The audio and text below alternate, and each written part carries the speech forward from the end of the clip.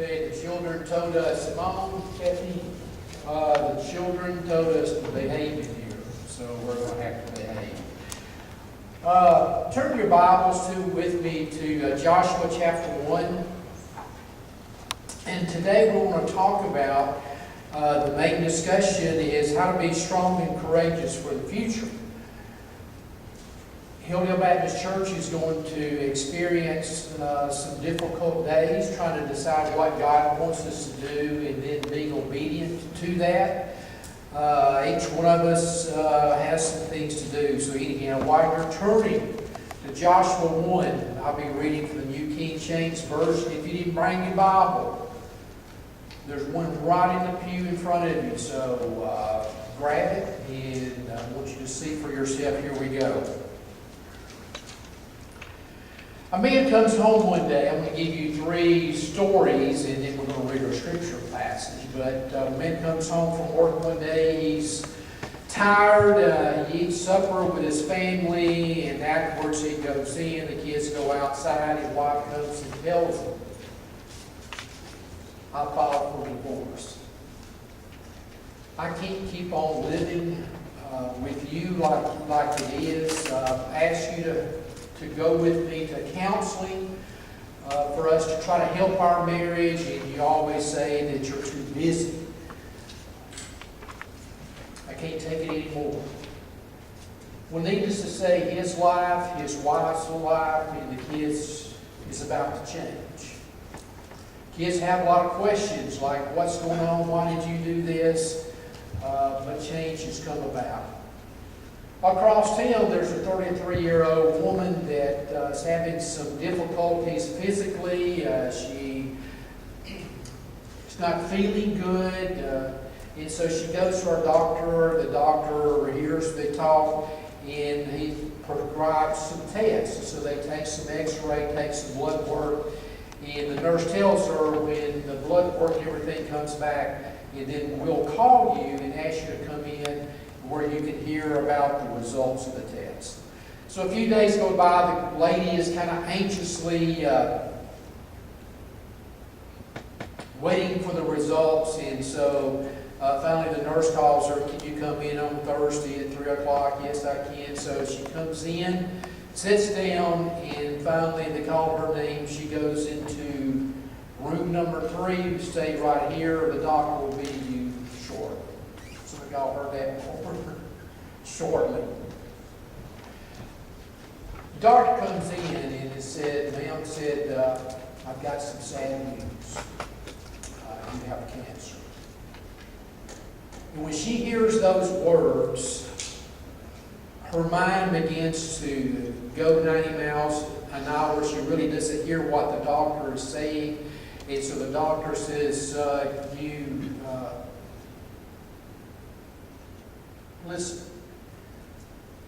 you have some alternatives, and these are your alternatives. It says what happens is that you can decide today what you want to do, or you can go home and talk to your family and decide later on.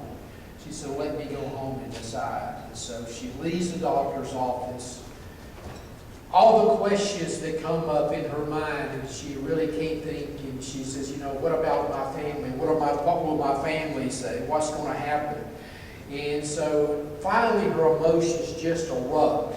She has to pull off the side of the road and just have a good cry. And she's thinking, "God, what am I going to do? What's going to happen?"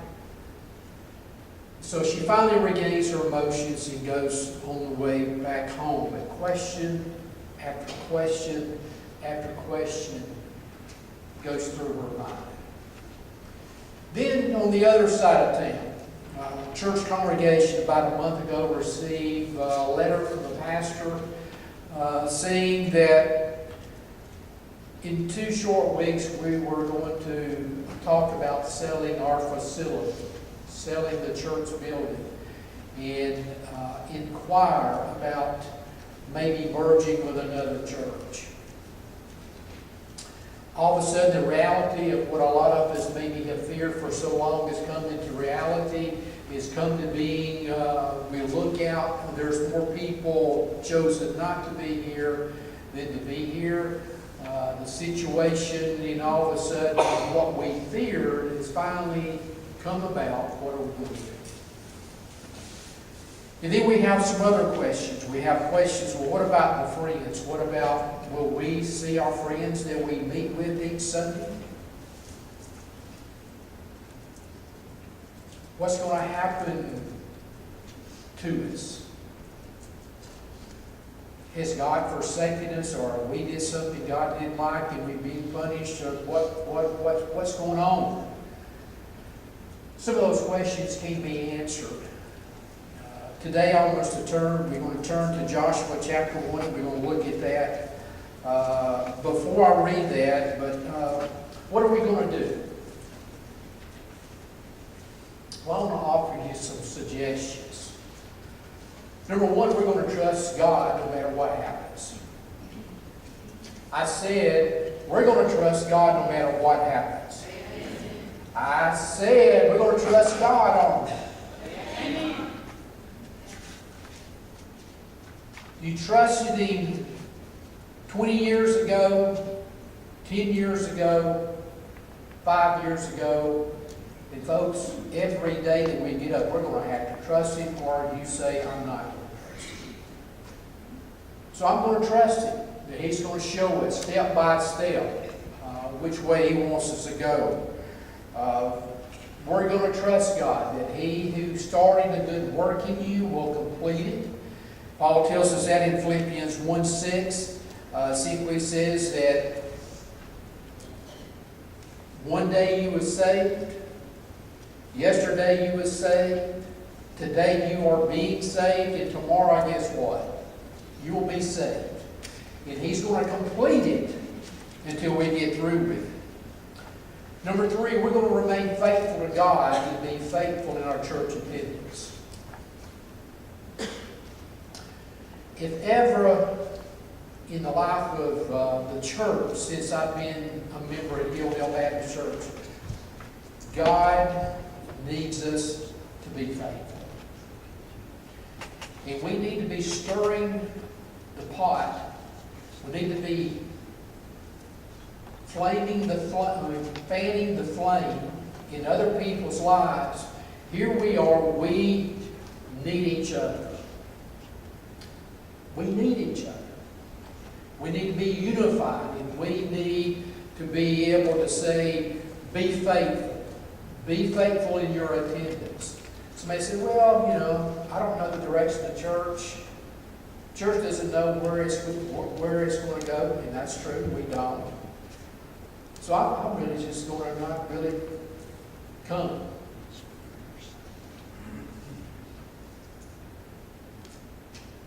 And I wonder what God will say to that person.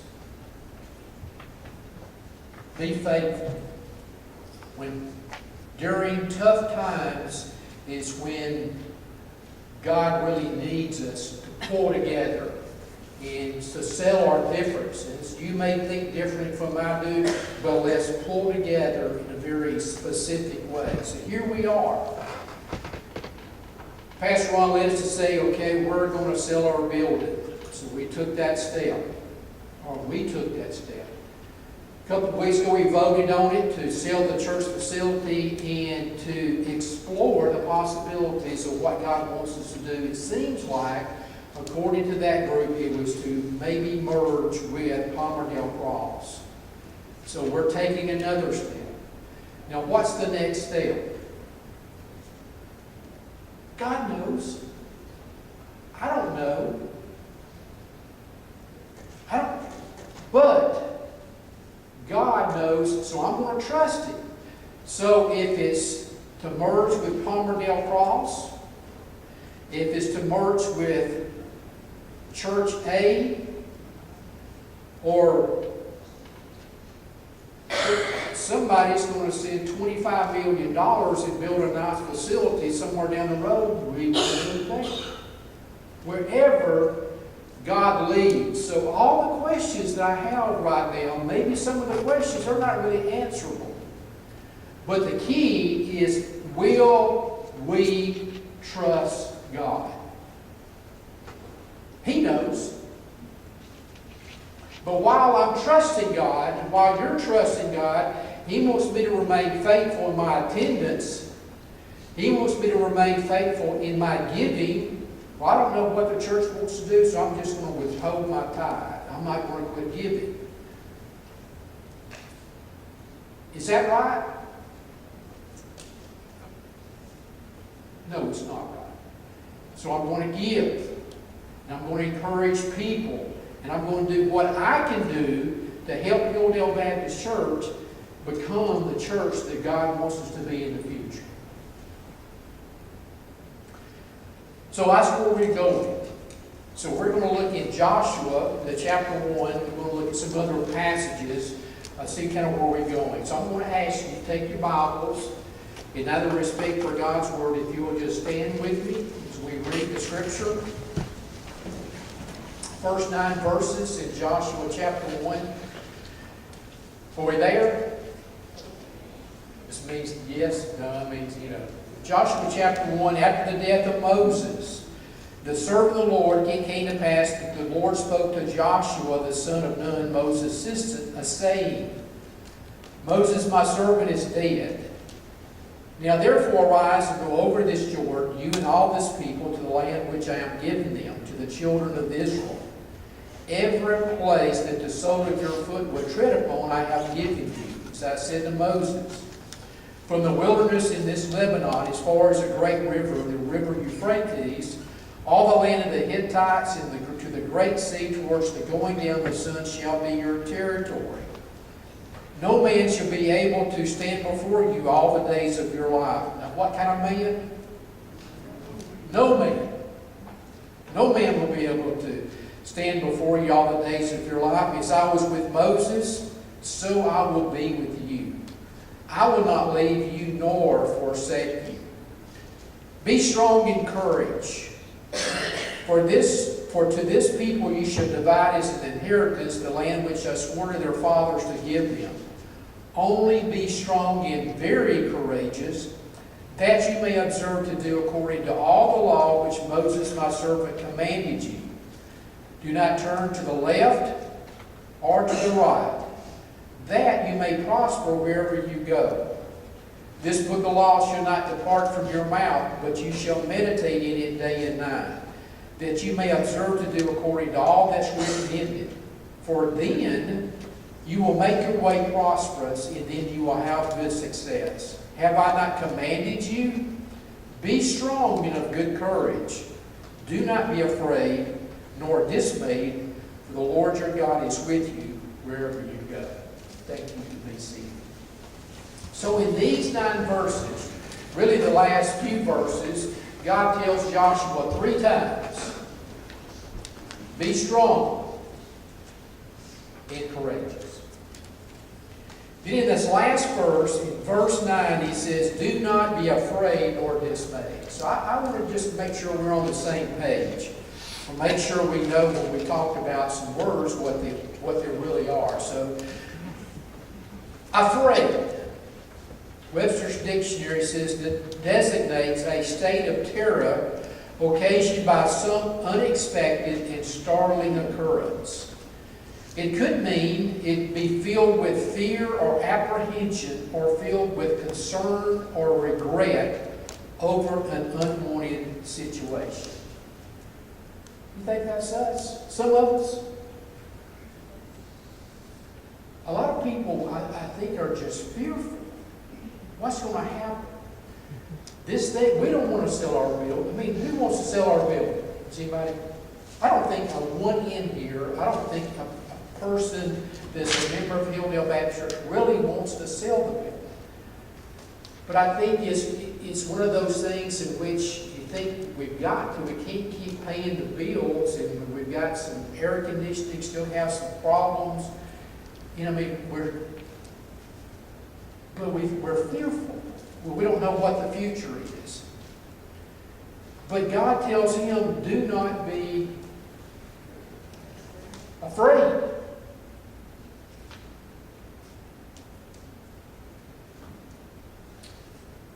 Dismayed. To be deprived of courage resolution, initiative through the pressure of sudden fear or anxiety or great perplexity.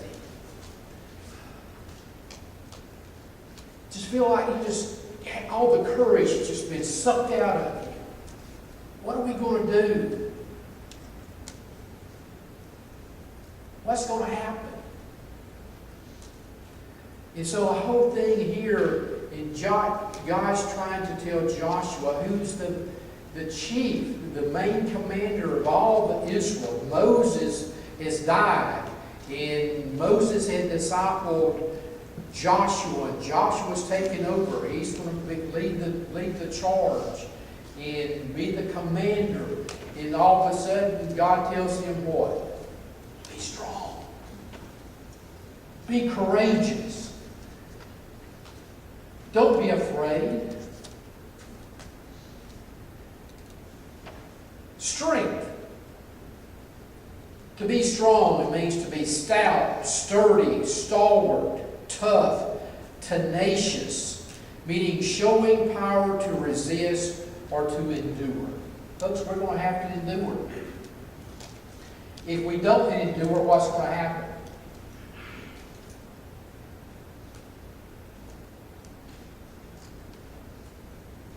We're going to lose our joy, the joy of our salvation. Our church, if we don't come together and endure this together and go through it together,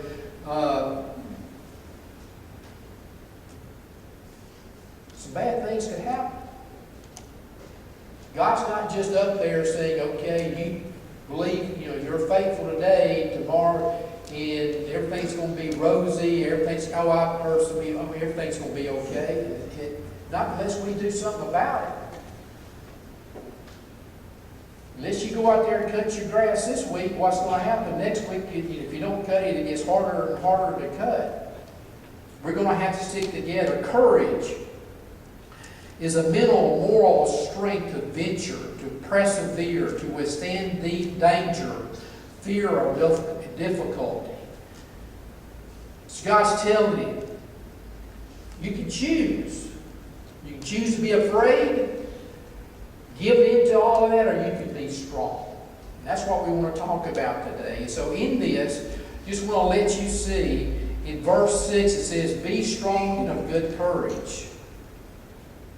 Then in verse 7 it says, be strong and very courageous. Now then, this is why God wants Joshua to be strong. That you may observe to do according to all the law which Moses my servant commanded you. Do not turn to the left or to the right. Now what does that mean? If you get off track, get back on track. And sometimes we will get off track, and then all of a sudden we're going a little bit this way, and then we make too much of a change, and we get going to maybe to the right, and God wants us to just follow His word. In our case, we need to be able to follow God in what the Bible says, not just the Old Testament here. So be strong and courageous that you may do what the Word says. Then he goes on and says that do not turn from the left or to the right, that you may prosper wherever you want to go. Who wants to prosper? Who doesn't want to prosper? If you don't, you can come in here and talk to Pastor Ron. All of us wants to prosper. We want things to go good. We want to have God's favor, God's blessing. So if we don't turn to the left and don't turn to the right, it says that you'll prosper wherever you go. Then in verse 8 it says, this book of the law shall not depart out of your mouth, but you shall meditate on it how often? Day and night. How do you not let God's word go out of your mouth? This book of the law should not depart out of your mouth. On Monday, I'm claiming God's promises. I'm praying God's promises. I'm speaking them. I've got them memorized, and I'm trying to memorize some others, and I'm speaking them. And I'm doing it during the day, and then when you go to bed, you're trying to review what you have already memorized. You're trying to think on them. You're meditating on them. You're chewing on them. You're getting all the juices you can out of them. And he says, if you'll meditate on it, and then what's going to happen is that you will make your way prosperous, and then you'll have this success. The main thing is do not be afraid, nor be dismayed, for the Lord your God is with you wherever you go. Do we believe that? If we happen to leave this facility and go to another facility, is God going to be with us?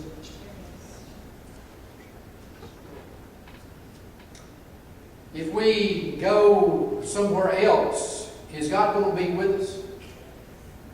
Yes. If we trust Him. It was interesting. Now I want you to just turn to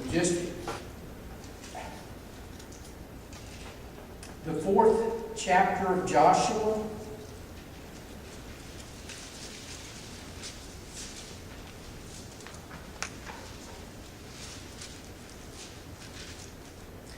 They were crossing the Jordan River, and you can read it a little bit later on, but in doing this, Joshua says, go in the river where the bank is. I want a representative from every tribe. How many tribes they have? 13? 12. Just want to make sure you're with me. 12, so 12 men gets 12 big rocks, puts it on their shoulder, takes it across to the other side of the Jordan, puts it down, and they stack them as a memorial. So pick up with me. We're on Joshua chapter 4. In verse 4 it says, in 4:4, so Joshua called together the 12 men he had appointed from the Israelites, one from each tribe, and said to them, go over before the ark of the Lord, the God, into the middle of the Jordan. Each of you is to take up a stone on his shoulder, according to the number of tribes of the Israelites, to serve as a sign among you. In the future, when your children ask you, what do these stones mean? Tell them that the flow of the Jordan was cut off before the ark of the covenant of the Lord. When it crossed the Jordan, the waters of the Jordan were cut off. These stones are to be a memorial to the people of Israel forever. So what happens is, they put these stones down here. Later on, after 30, 40 years, there's a family that comes by and says, Dad, what's all those stones mean? And it was a time in which the dead could rehearse how God delivered him from the Red Sea, from the Jordan River. It was memorial. Now I'm thinking about, what are some memorials of Hilldale Baptist Church? I mean, I have some since I've been a member. You know, I think about all the people that's gone into full-time Christian service that came out of our church. I think about all the youth, the students that came from this church, that were some of your sons and some of your daughters. They're in their cities, raising their family, raised them in church, and raised them to serve the Lord. That's memorial. What a great memorial for you that as parents that's raised your kids here, and now that they're raising their kids. That's a big memorial. You think about in your life, if you've been here 40 years, 60 years, if you've been here 5 years, but you've got some places you say, that's a place I'll look back to and say that changed my life. That meant something to me. Maybe it was a baptism. Maybe you rededicated your life. But we have memorials. Do you want more? That was the question. Yes, I want more. I'm not content to say, oh, those were the good days and I enjoyed it and I did, but I want some more good days. some memorials, some places you can look at and say, that changed my life. Well, what about some other people? Some other people who needed strength for their times? And if you want to put these references down, you can. I'm not going to ask you to turn to, but in 1 Samuel, I want to talk about David. In 1 Samuel chapter 33 through 6, is that David had been fighting with the Philistines, and he was going, and they were going to war against the Israelites. And the four lords of the Philistine army says, "Hey, what are they doing here?" "Well, he's been faithful to me, and he's going to go fight with us." "No, he's not. Tell him to go back home." So David took his 400 men, and so they were going back to Ziklag where they lived. And when they got there, guess what? The Amalekites had come in and burned their city. They had taken their wives and their children and all that they had as good plunder, and they had left. So in here, starting off in verse 3, so David and his men came to the city, and there it was, burned with fire, and their wives and their sons and their daughters had been taken captive.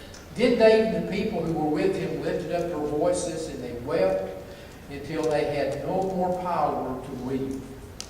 And David's two wives, Hadanim the Jezreelitess and Abigail, the widow of Nabal the Canaanite, had been taken captive.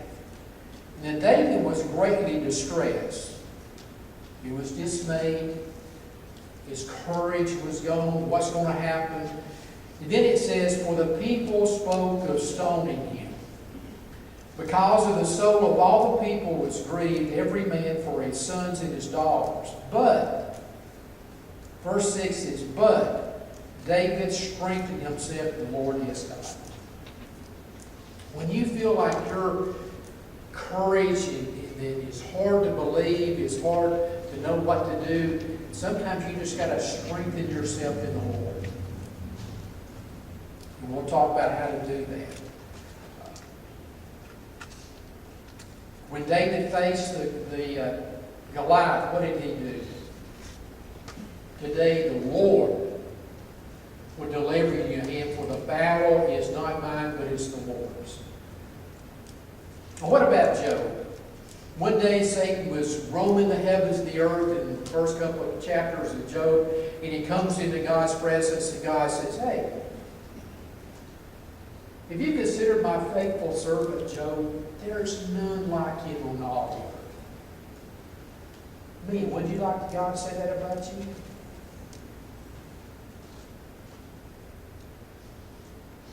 And Satan says, "I guess so. You put a hedge of protection all around him and everything in his own. I'll tell you what, if you let me do something, take his possessions, see what he'll do then." And God says, "Okay, do anything you want to, but don't harm him." You remember his children were killed, his livestock was stolen, and the next day, all of a sudden, Satan comes back up and it says, God says, "Hey, you see my faithful servant Job? There's none like him. I told you what would happen." And Satan said, "Oh, but you let me have his body. He'll not serve me." And God says, "Well, you can do whatever you want to, but do not take his life." And all of a sudden, you remember the story, boils come out over Job's body. And he sits in pretty much in a hill, and this takes an old broken piece of pottery and he's scraping his open wounds. And his wife told him, says, "Just curse God and die." In Job 13:15, he said, "Though he slay me, I'll still serve him." Job trusted God, and that's why God says, look down at Job, there's none like him. Because he had his faith. He trusted God. Well, I thought about in the New Testament. What about Ananias? Ananias was sitting at home one day in Acts chapter 9 and verse 10. And it says, "Now a certain disciple at Damascus named Ananias, and to him the Lord said in a vision, Ananias, and he said, Here am I, Lord. And so the Lord said to him, Arise and go to the street called Straight, and inquire at the house of Judas for one called Saul of Tarsus. For behold, he is praying, in a vision he has seen a man named Ananias coming in and putting his hand on him that he may receive his sight. And Ananias answered, Lord, I have heard many things about this man, how much harm he has done to your saints in Jerusalem. And here he has authority from the chief priest to bind all those who call on your name. But the Lord said to Ananias, Go, for he is a chosen vessel.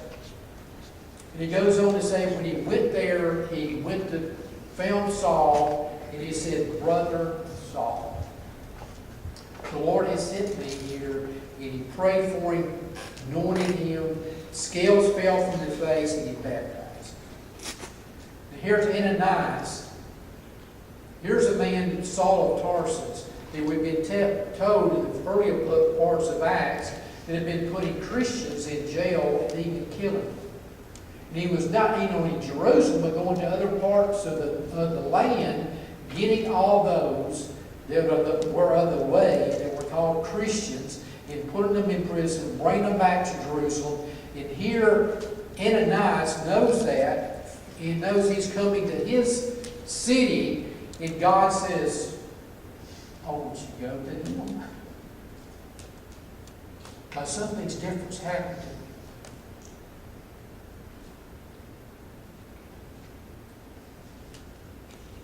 And then in Luke 1, we're going to look at Mary, the mother of Jesus. The angel comes to her, Gabriel, and it says, God's going to come and overshadow you to the presence of His Spirit, and you're going to conceive, and you're going to give birth to the Messiah, the anointed one, God's own Son. And Mary says, how can this be? I don't know a man. I'm not married. I've never had sexual relations. How can this be? And the angel said that this will happen, and she says, let it be as you have spoken. Now, which of you ladies, if you became all of a sudden pregnant, and your mom and daddy asked you what happened, and you said, it's God, what was your mom and daddy say to you? Yeah. I don't think we see the faith. What are the people saying about Mary as she's 3 months, 4 months, and they start seeing that she's pregnant? What are they saying? What are the rumors going around? It took a lot of faith, and she had to be encouraged, and she had to encourage herself, but she did it. And God protected her. He guided her, and directed her until she had the baby, and from then on, we know what happens.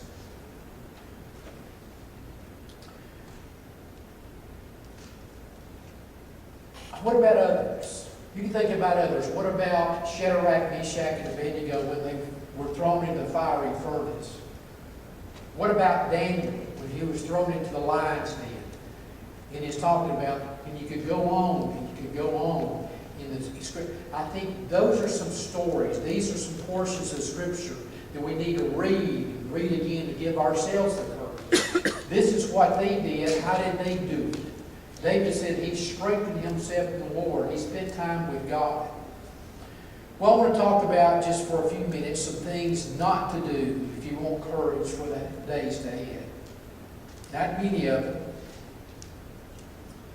But in Numbers chapter 13, verse 26, they had spied out the land. They sent 12 spies to spy out the land, and they came back, and this is what happened. It says, now they departed and came to Moses and Aaron and all the congregation of the children of Israel in the wilderness of Paran and Kadesh. He brought back word to them, to all the congregation. Then they told him, said, we went into the land where you sent us. It truly flows with milk and honey, and this is the fruit. And earlier it took 2 men to carry 1 cluster of grapes. So you can imagine. You ever seen those at Publix? Winn-Dixie? I mean, we're talking about a huge 1 cluster of grapes. It flowed with milk and honey. Nevertheless, the people who dwell in the land are strong. The cities are fortified and very large. Moreover, we saw the descendants of Anak there. The Amalekites lived in the land of the south, and so forth. And in verse 30 says, then Caleb quieted the people before Moses and said, let us go at once and take possession, for we are well able to overcome. But the men, the other 10 spies that had gone out with him, with Caleb and Joshua, who had gone up with him, says, we are not able to go against the people, for they are stronger than we. And they gave the children of Israel a bad report. I want you to remember that word. They gave them, in some translation it says an evil report. Here in the New King James it says a bad report. Here's the bad report. In verse 33, there we saw the giants, the descendants of Anak from the giants, and we were grasshoppers in our own sight. One of the things that's going to cause us to lose hope is to be able to see it from our perspective and not God's perspective. See, all the congregation lifted up their voices and they cried, and the people wept all night. And the children of Israel complained against Moses and Aaron, and the whole congregation said to him, if only we had died in the land of Egypt, or if we had died in the wilderness. Why has the Lord brought us to this land to fall to the sword, that our wives and children should become victims? Would it be better for us to return to Egypt? And so they said one to another, let us select a leader and return to Egypt.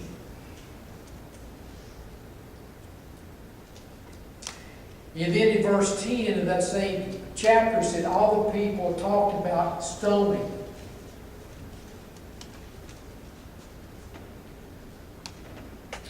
One of the things I think that we are not going to have to do, shouldn't do, in order to have courage for the days ahead, is to be a mumbler, a grumbler, or a complainer. 12 people went to spy out the land. 10 of them said they couldn't do it. 2 of them said, let's go ahead and do it. They're just bred for us. God can do that. But those 10 took the words and they spread the rumors to all the congregation. And the congregation, we're talking about not 50 people, we're talking about thousands, maybe 1.5 billion, some people say. And they talked about stoning Moses and Aaron, and they got on their face before the tabernacle, and if God hadn't shown up in the tabernacle and showed His presence, something would have happened. And God told them, He said, for every day that you spied out the land, 40 days, for every day it would be 1 year. So for 40 years you'll wander in the wilderness. Every one of you that's 20 years and above, you will die in the wilderness. You will not enter the promised land. For your disobedience, for your lack of faith, and what happened to those 10 spies, I'm not going to tell you. You can read it, but it wasn't very pleasant. We don't have to be positive. We don't have to come together and be unified. We can't give a bad report. And if you're among somebody that's given, that's murmuring, well, I tell you, I just don't know what we're going to do, and I hadn't seen this or happened, when they're being negative, just say, whoa. Can y'all say whoa? Whoa. I'm not going to listen. I don't want to hear it. It's a bad report. Well, I don't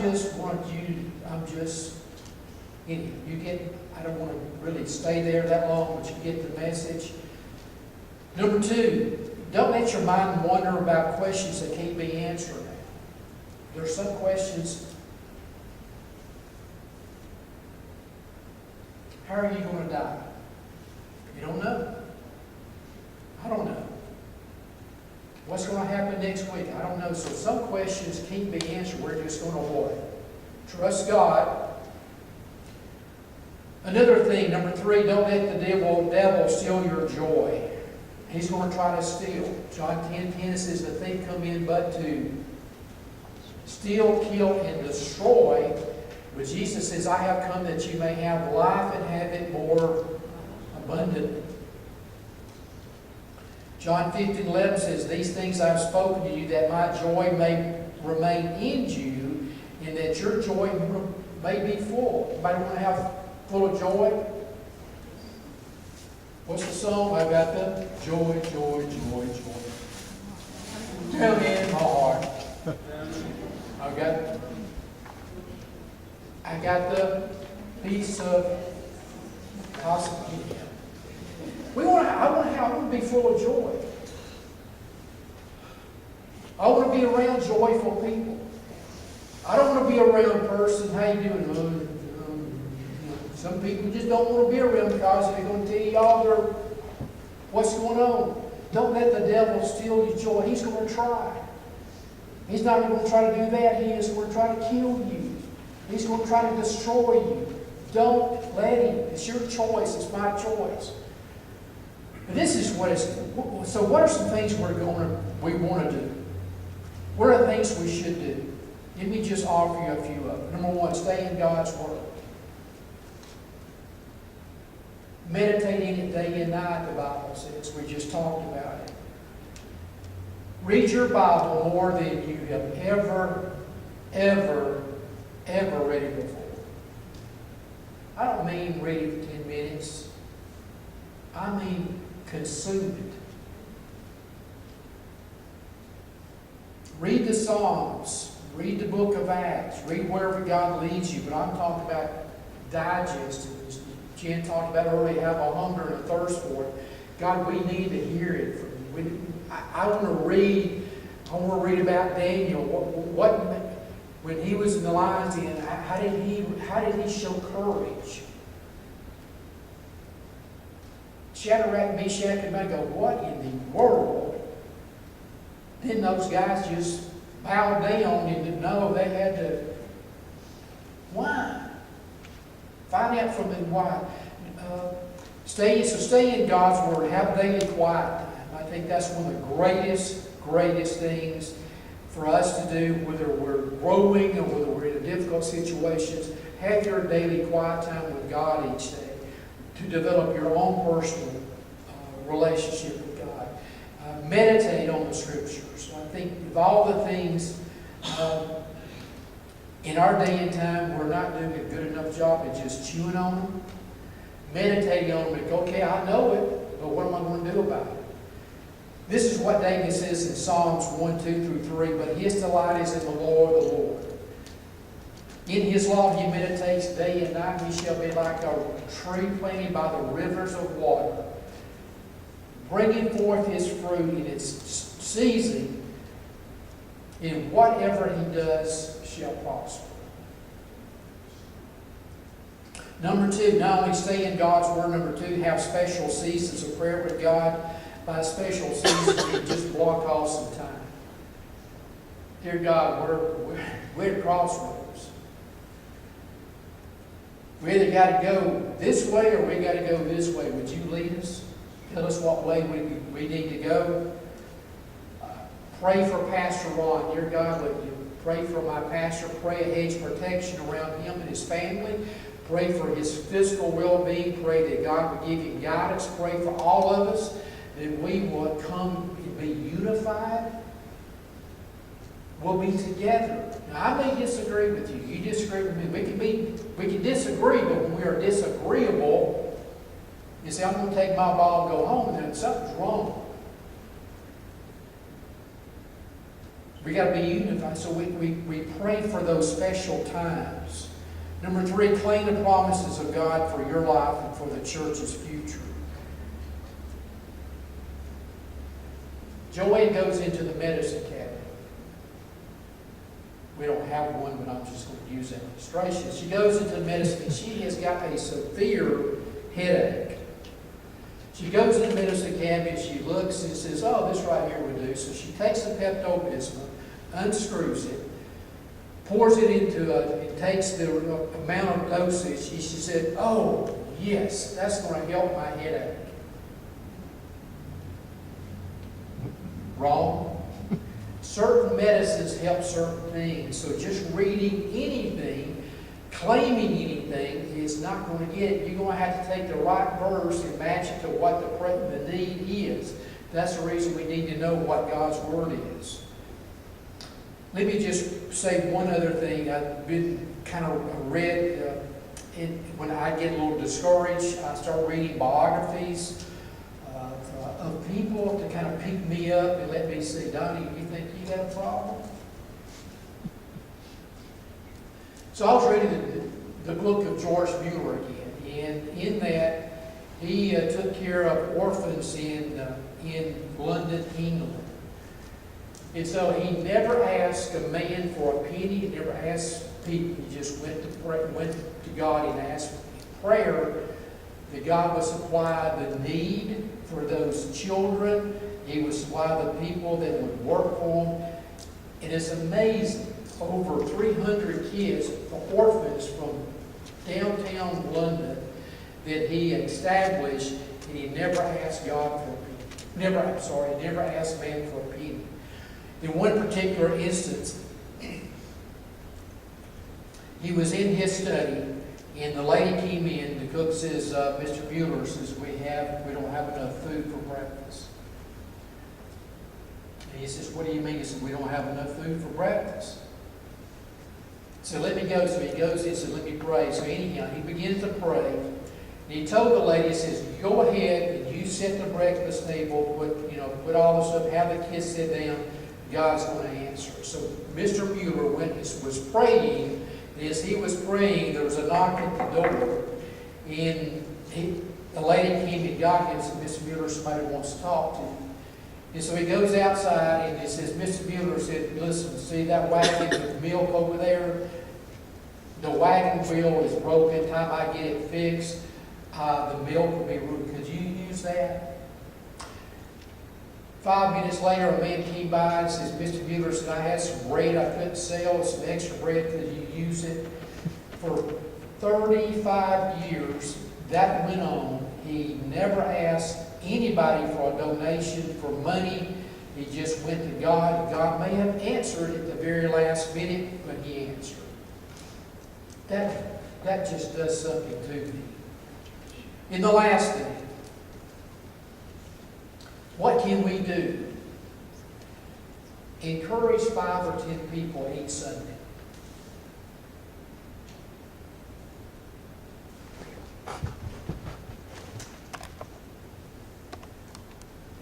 Wouldn't it be great? I'm not repeating the phrase. But if 10 people came up to Londa and said, Londa, I'm praying for you. You know what I'm praying for you? I'm praying God to give you wisdom. Would that make you feel good?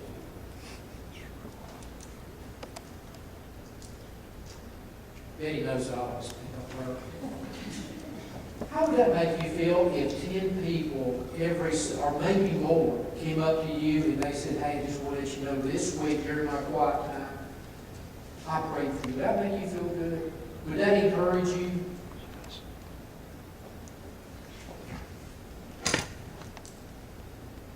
Zero. How would that make you feel?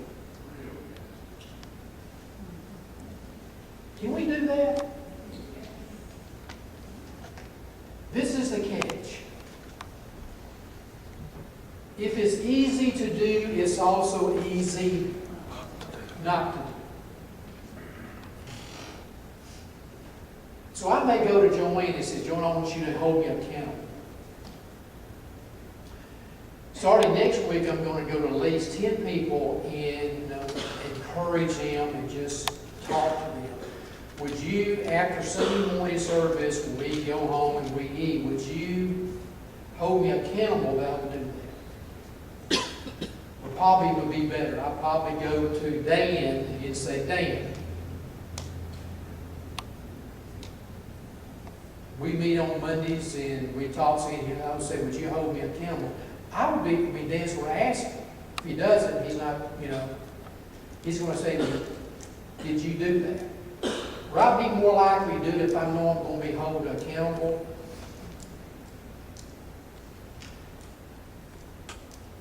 Stay in the Word. Have special times of prayer.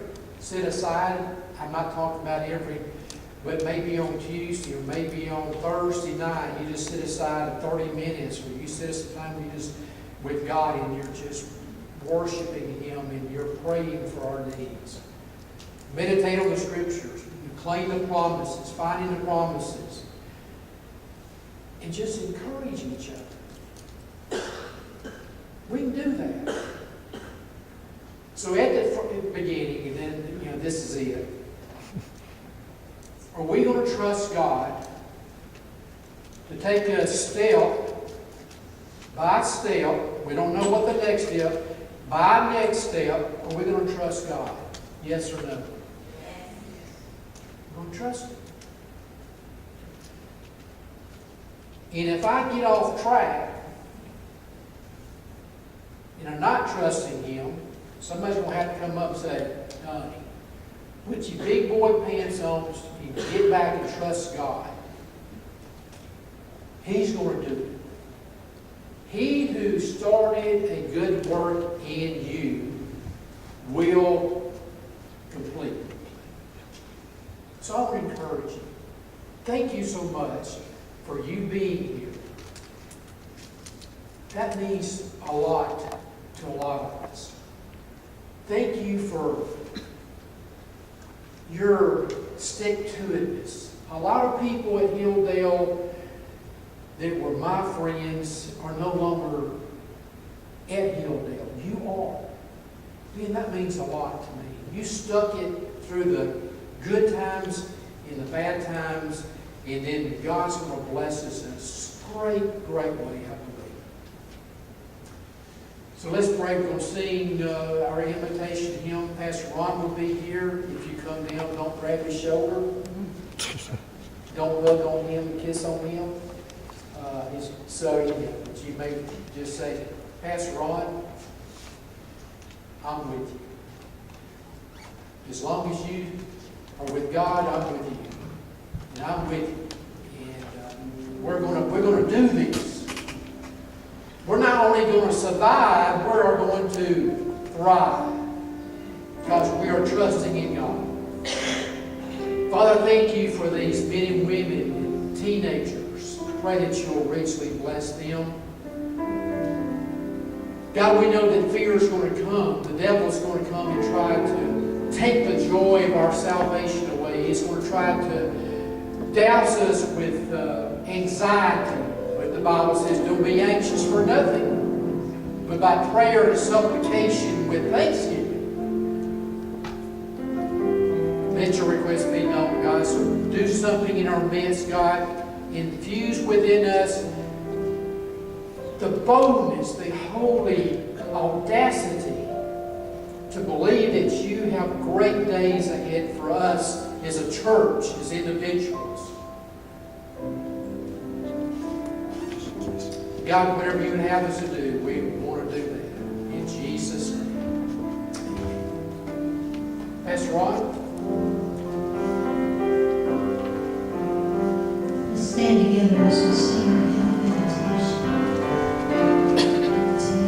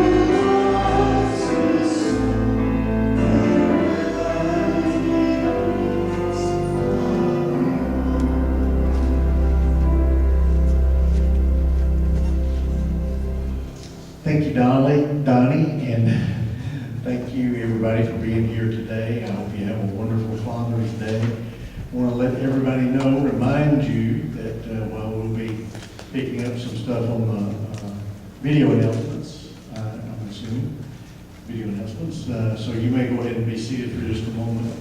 But I just want to remind you now that we will be hosting Palmerdale Cross next Sunday. Haven't decided yet whether we're going to do a fellowship for them right after a little meal, whether it's finger foods or a meal. But you'll be hearing about that during the week, and I hope you'll help us be able to pull off that. I'm kind of leaning that way. Just being in worship service is not going to do a lot for us to get to know them. We're going to ask them out on a date. We're going to watch the movie, and then we're going to go somewhere and eat afterwards. So we'll probably do that. Have a good time with us while we continue to explore the direction that He's taking us. Let's give our attention to those video announcements.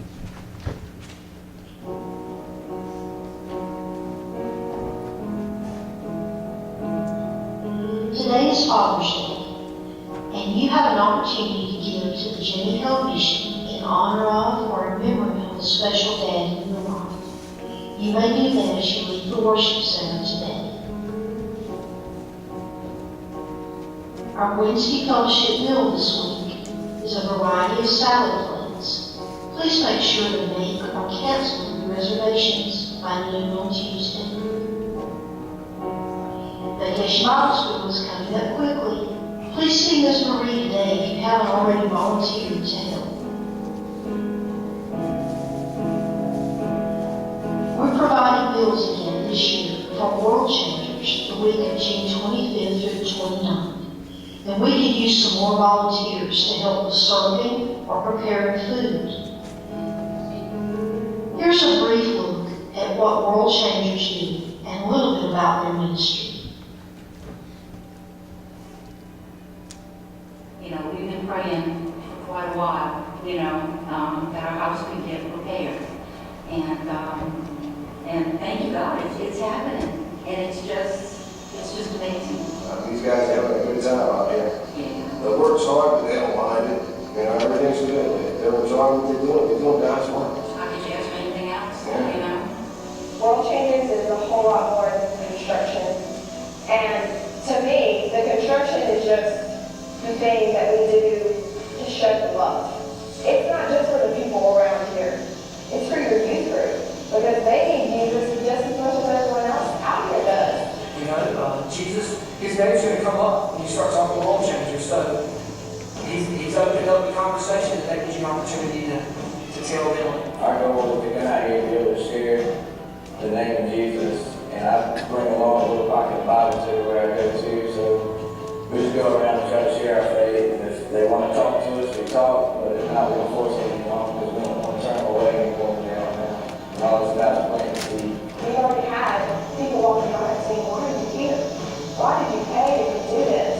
And we're like, because I love Jesus and I love you and I want you to have the same thing as me. I mean, it's different from other circumstances because you do construction, but it's not just about construction. I mean, that's what you do, but you get to meet people in the community. You have worship services, and it's not all fun and games. You get to love others by serving them, and it's a completely different experience. This is more than just a job. This is more than just a group project. This is more than a bunch of people coming together to create something great. Not just for the homeowner, but for the neighborhood. This is all of us doing something great in our lives and passing on that greatness to the neighborhood, to the community, and you know, quite frankly and honestly, to the whole town.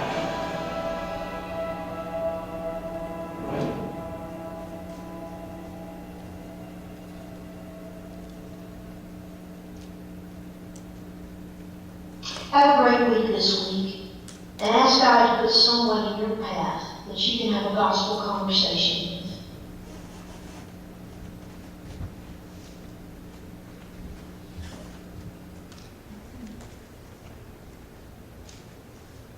Lord, thank you so much for giving us the privilege to worship in your house one more time.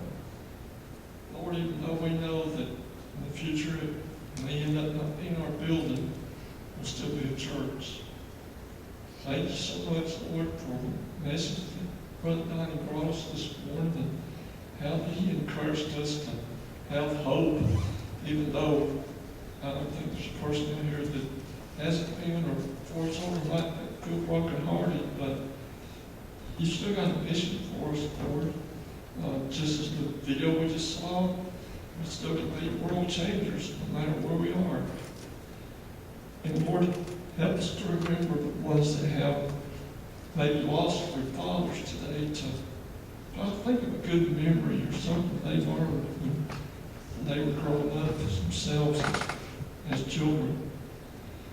Lord, hopefully that people here today, Lord, that our fathers, they'll get a chance to spend some time or hear from their children, to let them know how much they love them, and give us a chance to let our children know how much we love them.